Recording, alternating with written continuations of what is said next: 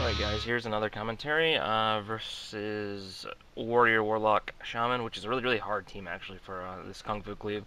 We start off with a full fear onto their Shaman. If you do a targeted fear on their Shaman, he can't break it without his trinket, so he can't tremor. We follow that with a fear, but at the same time their Warlock kind of mounted into me and did a Howl of Terror, which is pretty gay. I Aura Mastery to get UA off because I'm not a Shaman. I can't just spam Dispel on UAs and not have it affect me. Um, so people kind of wonder why I do Aura Mastery like that. I also pop Guardian Ancient Kings because the rest of this team, it's kind of like my only heal I can do. Most of the time it's just Holy Shock, except for when I actually fear that dude's pet. And it's almost impossible to get most fears off unless I get really lucky like I did right there. Use a hand attack on our Hunter because he's got full dots on him, plus a Colossus Smash, so definitely means he's getting hit. I'm full fear. I'm not trinketing because my Hunter was able to get away from their Warrior. I use my AoE heal here because I don't want to have to waste time healing myself. And I don't think particularly the Innocent's that strong anymore, so I don't want to wait for that. I try to dispel my Hunter here, but I got something else first. Warrior's Impamid, so it's going to take some damage. Freedom Emblem after it, so he can fight back. As you can see, their Warrior's getting pretty low. Their Warlock ate the trap for their Shaman because they're kind of staying on top of each other. Another reason this is hard, there's no reason for that Warlock to not stay on top of their Shaman.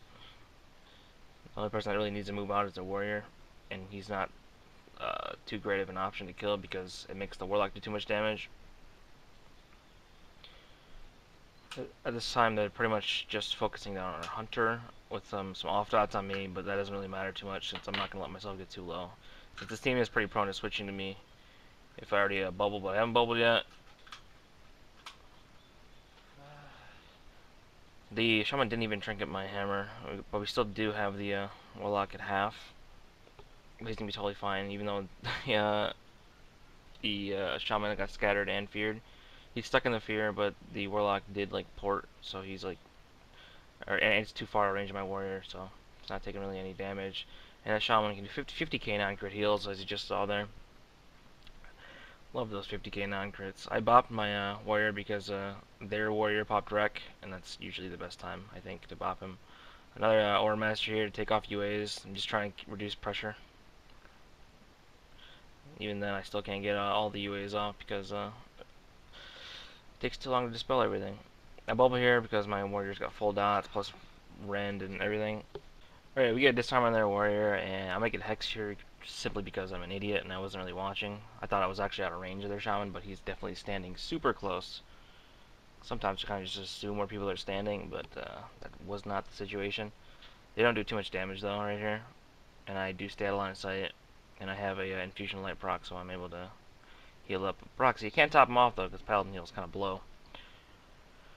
Got another sack here on my Warrior, Boxy. Isn't it awesome how their names are Boxy and Broxy? It's freaking confusing. Let's just refer to Boxy as Josh. Okay, I get the fear off my Hunter here instantly, so he's pretty much not affected by it. Now we're pretty much going on the offensive since we're on their side of the map. Their Warlock just a soul swap into my Warrior, so he got full dots on him. I get a Hammer of Justice on their Shaman, which is completely full. I'm running out of mana here because there's a lot of damage constantly going out for this team. Use Divine Illumination here to get some extra crits and extra GCDs, even though I kind of wasted by going to kill these totems. I did get a couple of thousand mana back hitting those totems thanks to Seal of Insight, but they kind of nerfed it since Wrath Lich King. Wrath Lich King, it was like 4% of your mana back. Now it's only like, what, like 4% of your base mana, so it's like literally freaking less than it was at level. I mean, okay, it's about the same as it was at level 80.